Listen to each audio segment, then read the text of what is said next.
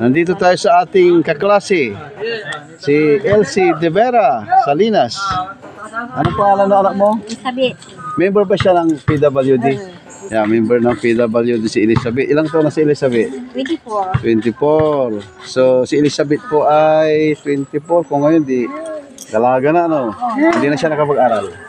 Hindi, ito manaaral. Pangiti-ngiti lang to, mabait ito. Yan. Mabait to. Jalabat, gili-gili. Pangiti-ngiti. So, hi ka Elizabeth sa mga Hi, kung daw. kaibigan natin. Hi, daw. Marunong ba kumanta? Hindi. Akala ko kumakanta ito. Sayaw. Walang talent. Sayaw. Talent sa sayaw. Sige.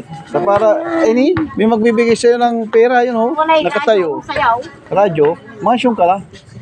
Oh.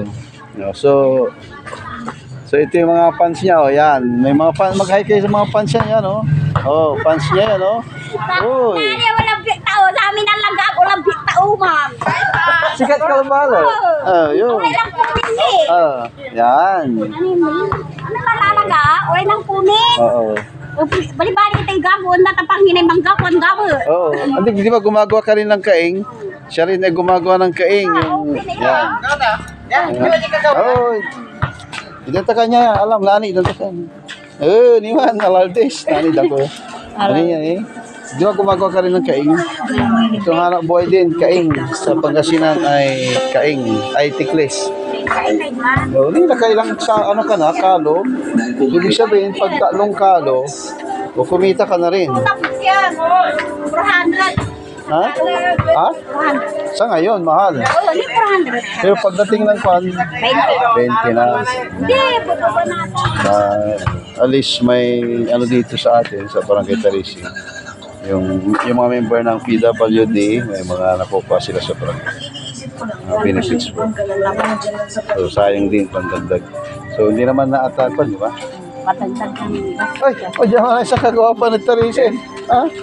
Ano kami din? May lamay kami. Okay. Si Artim, asawa niya, father ni Elizabeth. So, sama ka? Nila ko mo. Ano lang naman, sagli lang tayo. Sa oras. So, punta kami sa kaklase namin namatay sa ibang barangay. Tawagin mo sila. Bye, Elizabeth. Hindi, kung hindi. Sila ka rin ito eh. Wow! Wala na. Ha? Bawa. Tinapay, kung Oo, tinapay. Pero Kenya, nung saman, alam mo masibad, hindi siya matakaw dati. No?